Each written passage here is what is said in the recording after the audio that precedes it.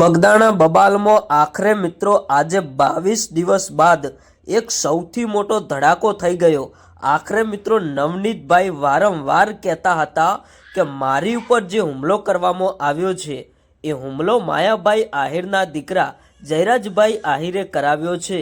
પણ આમાં ક્યાંક ને ક્યાંક મિત્રો તમે બધા જાણો છો કે આખરે ઘણા બધા દિવસોથી તપાસ ચાલતી હતી। નવનીતભાઈ અને એમના સમાજના લોકોને એવું હતું કે અમને ક્યાંક ને ક્યાંક ન્યાય મળશે।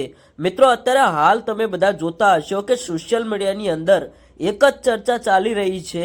નવનીતભાઈના સમાજના લોકોનું કહેવું એવું છે કે નવનીતભાઈને જલ્દીથી ન્યાય મળે।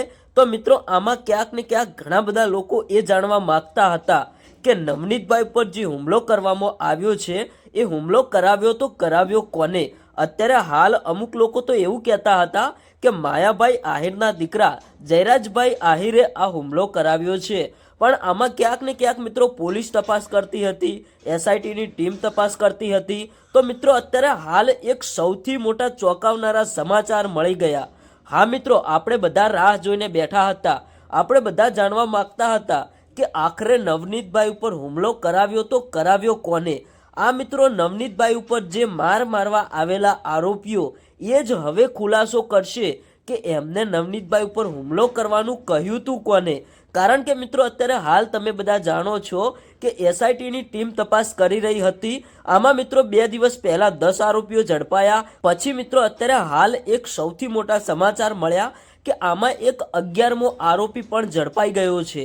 હા મિત્રો, કાલે નવનીતભાઈ એસઆઈટીની ટીમ સાથે પૂછપરછમાં ગયા હતા અને મિત્રો રાત્રે કાલે સાંજે એક સૌથી મોટો ધડાકો થઈ ગયો। આમાં મિત્રો એક 11મો આરોપી પણ ઝડપાઈ ગયો।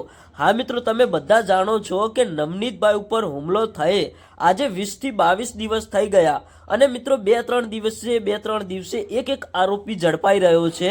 તો આજે મિત્રો કુલ 11 આરોપીઓ ઝડપાયા। હવે ક્યાંક ને ક્યાંક મિત્રો આ 11 આરોપી જોડે પૂછપરછ કરવામાં આવશે કે તમને નવનીતભાઈ ઉપર હુમલો કરવા કોને મોકલ્યા હતા। તો મિત્રો આ આરોપીઓ ખુલાસો કરી નાખશે। હવે જો આ પકડાયેલા આરોપી ખુલાસો કરે કે અમને નવનીતભાઈ ઉપર હુમલો કરવાનું આ વ્યક્તિએ કહ્યું હતું તો મિત્રો જલ્દીથી નવનીતભાઈને ન્યાય મળી જશે।